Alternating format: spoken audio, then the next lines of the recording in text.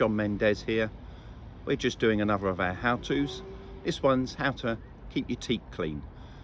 This boat's got reasonably good condition teak. It's had a sealer put on it, which in patches has left some interesting results. So we're going to do some cleaning, and we're going to do two styles. We're going to do half of it with a just light, gentle action with some washing up liquid and a little bit of sift to remove some stubborn marks, and just water, so no chemicals whatsoever. And then the second half, I've got my magic gloves on. We're going to use some chemicals, some of the red and green, so one's an acid, one's an alkaline, and they strip the dirt and the oils out of the wood. Traditionally, if you go back several years, teak was only ever cleaned with what was called a holy stone, which was a little bit of rock that you rubbed backwards and forwards while on your knees, so it looked like you were praying. And that's a position that you adopt cleaning teak. You need to get down there and gently work it. Everything is about gentle action. You don't want to do anything aggressive. So we'll show you both techniques. We're going to do half the floor with just water and washing up liquid, half with chemicals, and you can see the difference. Equipment wise, I haven't got anything terribly posh. Bucket for putting my solution in, some reasonably eco-friendly washing up liquid style cleaner, some Jif cream, or Sif as it's now known, really just to lift any stubborn marks or stains, or if I've got any oily bits, a decent traditional scrubbing brush, not too aggressive but with a bit of oomph in it, just for some stubborn bits, little scourer I find useful, and then a sponge scourer and just a straightforward scouring pad, cloth to wipe off any excess that I get up in the GR bit, and then definitely when I'm doing the alkaline acid, I'll be using gloves. Generally I wear gloves all the time when working in any chemicals, just good for the skin and quite sensible. So that's all I really need. I'll show you the red and green cleaner once I've got to that stage. So we're going to start first, just roughly divide the area we're doing in half, and we will then decide to do half just with water. So first task is always just to gently hose off the area that we're going to work on. And that really is just to remove any surplus dirt. We don't want to ground anything into the surface. And I'm just hosing as I go round.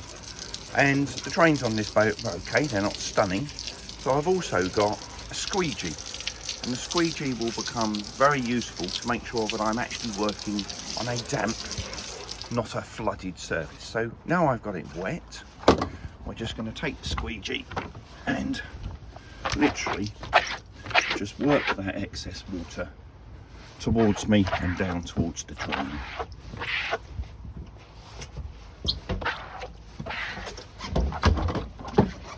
And the drain on this boat sits in the corner. I'm just going to work it across. Bizarrely, it goes out under the corner of the locker.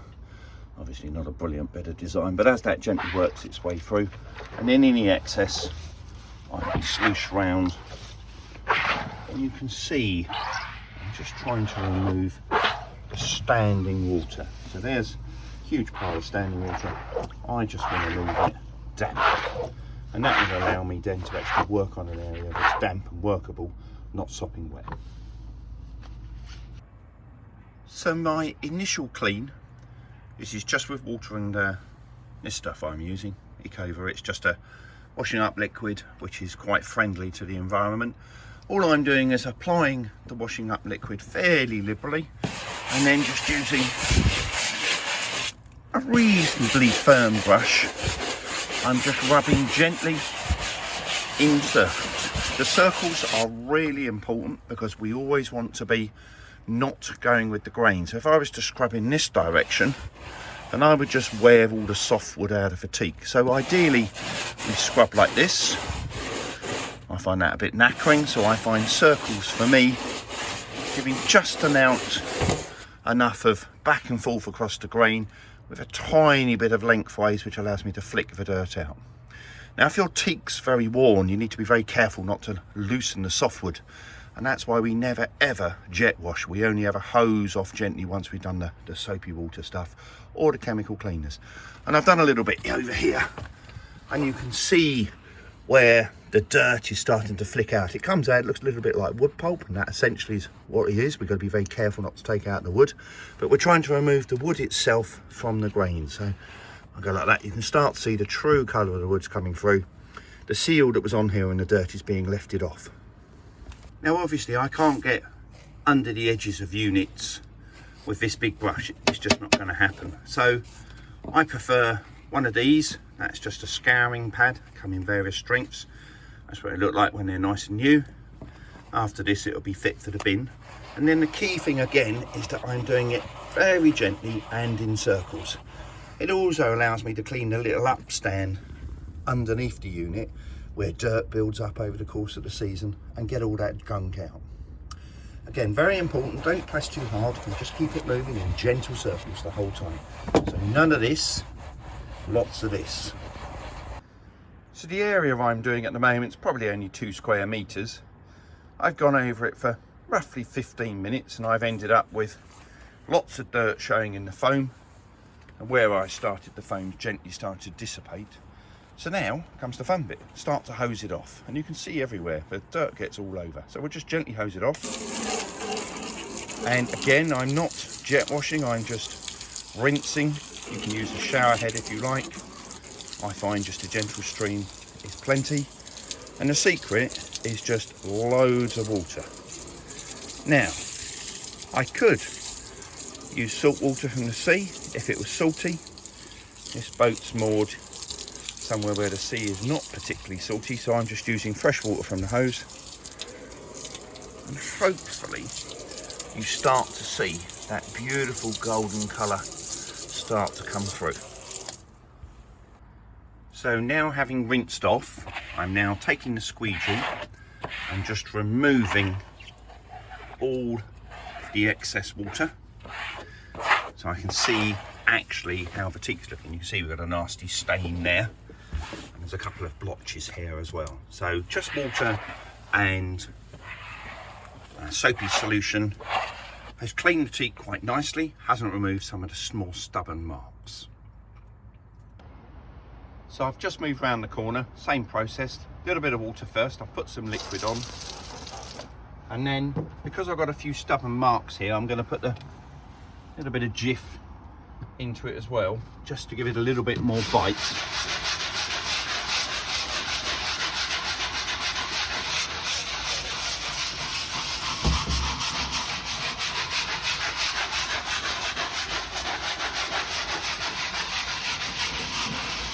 And you can see this time the foam coming up is much cleaner. Last time it was quite brown, and there's a little bit of brown in this, but overall it's much cleaner. So we're definitely getting all the dirt out. It's the stubborn marks I'm going to work on now.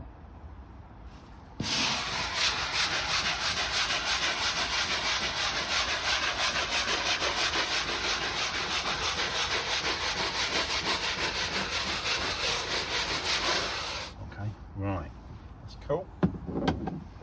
Where was my stubborn mark? It's here somewhere. There it is.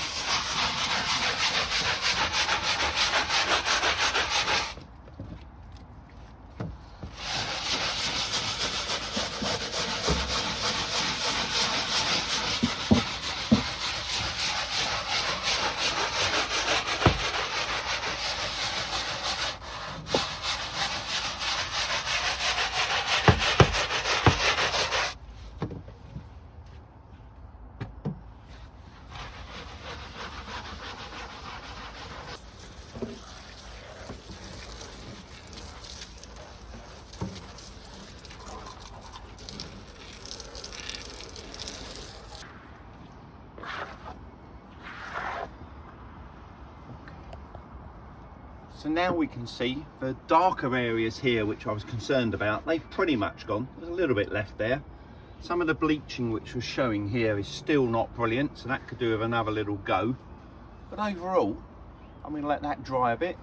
The sunshine's coming out a bit, and then we can have a look at it when it's dry, and that will give us a picture of how we're doing.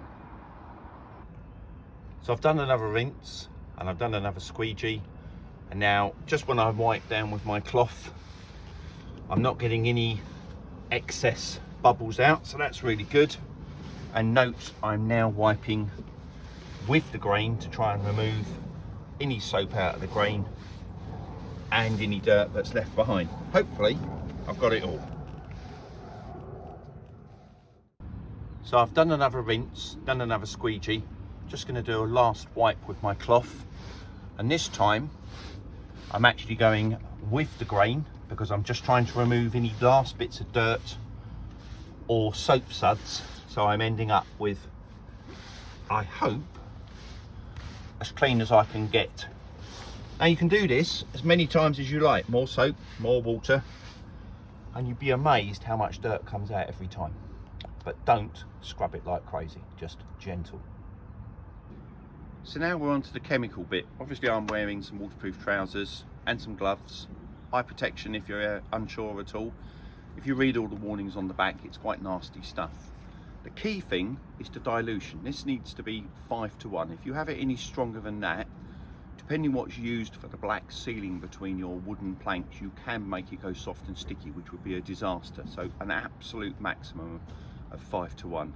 You do the red first and you just work it in, and this is where I change tactics. I use a little sponge to work it in rather than a scouring pad, but I use the scouring pad if I've got a stubborn bit or something that's a little bit marked. You could do the technique we've used with just water and soapy liquid to start with to remove the worst of the dirt. This stuff is pretty good. However, it's not particularly environmentally friendly. So what I try and do is collect the dregs into a corner and put the worst of it in the bucket rather than straight in the sea. So I mentioned the dilution ratio of 5:1. This is the acid, the red one first. So I'm going to do half a cup of this. There we are. And then I'm going to do that's one. That's two. And then a generous half. That's my 5:1, so I've done half a cup, 2.5 cups. And that will probably do a couple of meters. You don't want to do too much at a time because we need to get it washed off before it gets too much into the wood. We just want to remove the dirt, we don't want to damage anything. So give it a good mix, and then I just literally sponge it on. So I've washed this already with just some water, and then I've squeegeed it off so it's reasonably dry, and now I'm just in circles again working this in. And what's horrific, and you'll see it in a moment, is it turns it into a sort of dark teak colour and looks really like you've done some proper damage. And you will see straight away when you look at the surface all them little particles that I mentioned last time are coming out much quicker, because obviously we're using a chemical as opposed to just some detergent. And you will see this turn it really dark, and the first time you do it you'll be like, oh my god, that is going to be a disaster.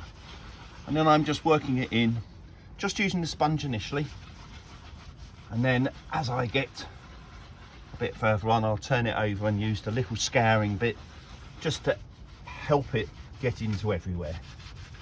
And I'm going to just come back to about here and just do 1 meter to start with.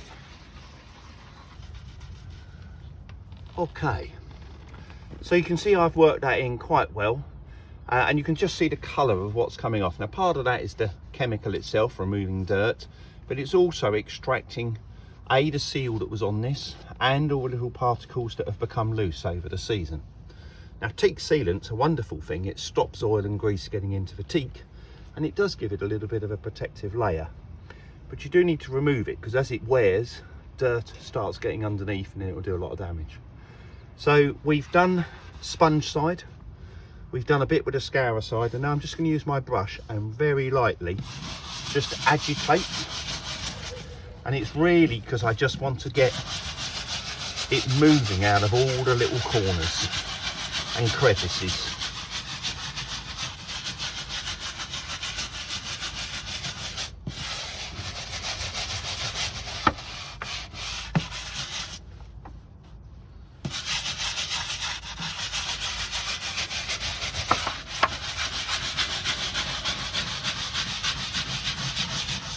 This circular action is so important because we do not want to do this, and in the cross bits we do not want to do that. So circular action is getting the dirt out, not scrubbing the wood away. So I'll just keep going.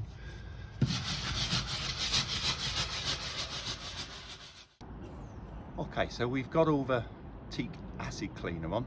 Now we're going to rinse that off, so just a little bit more power on the hose, and I'm going to put it onto shower mode this time because I want to just flush all that cleaner and the acid away from the wood itself. So a little bit more water pressure, not huge, but we're keeping it gentle by using shower.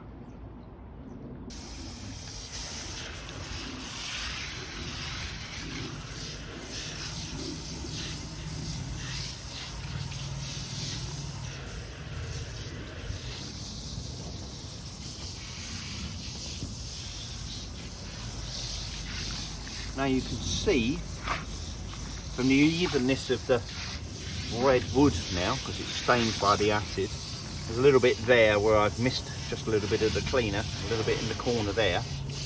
But generally the wood's coming up the same colour all over. That means the acid's bitten all over. And I went to about here, and then you'll see a definite change in the colour of the wood. So I got to here with the acid. So having we got this bit rinsed, a little bit more under here. Now I'll take the squeegee, just get that excess water off.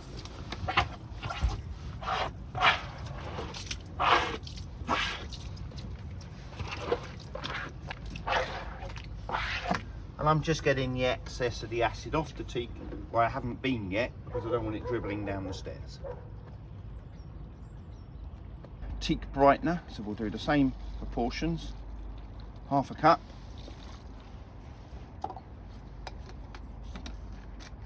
And then using our hose,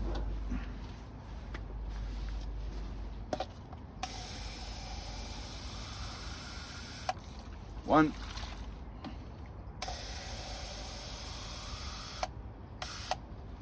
two and a half. Same sponge, give it a good mix. And now this is the bit that you think, my God, what have I done to my teak? It's looking really dark and awful. Still got a couple of little patches on there, but I'm just going to start and rinse that out slightly. And then as I put it on here, and again, I'm working it in circles. Everything has been in circles. And just a little bit more. And we're working it in quite generously, and this is an alkaline solution, so it's completely neutralizing that acid we've just put on. And the first thing it will do is it will stop the acid reacting, because even though we've washed it, there's still a bit of acid in there. So now we're, and you will see, as if by magic before your eyes, it will start to change colour.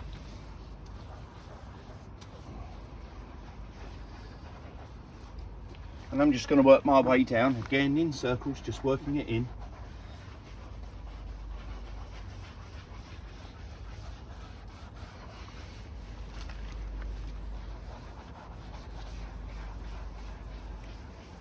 You can see the comparison there between really dark and becoming lighter. And you leave it on for 5 minutes-ish. And then just like before, we will rinse it off. And again, everything I'm doing is in these little circles, so that we're always helping the wood, not destroying it.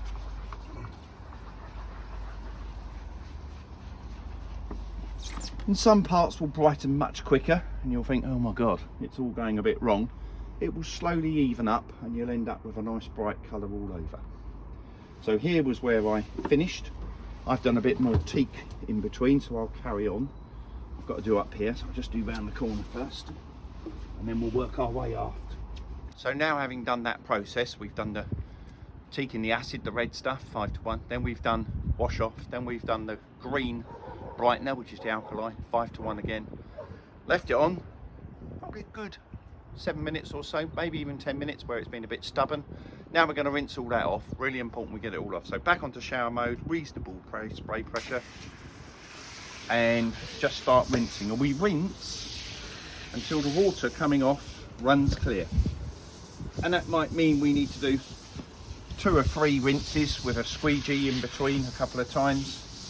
The most important thing is that by the time we finish, there's absolutely no chemical left whatsoever, and the teak is as clean as we can get it.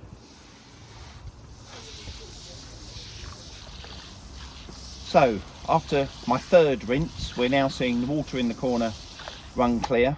When I squeegee, the water coming off with the squeegee is nice and clear as well. So now I'm pretty certain I've got all the dirt off I possibly can using this method, and then we can just let it naturally dry and have a look.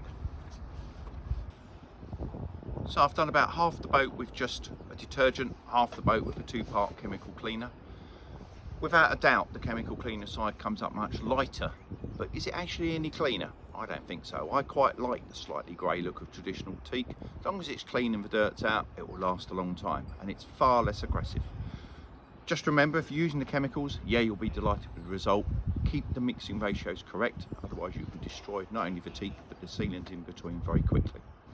And then if you want, you can put a sealer on, which will seal in the cleanliness, and then that means anything greasy hopefully will sit on top of the sealant for the season, but it will need redoing.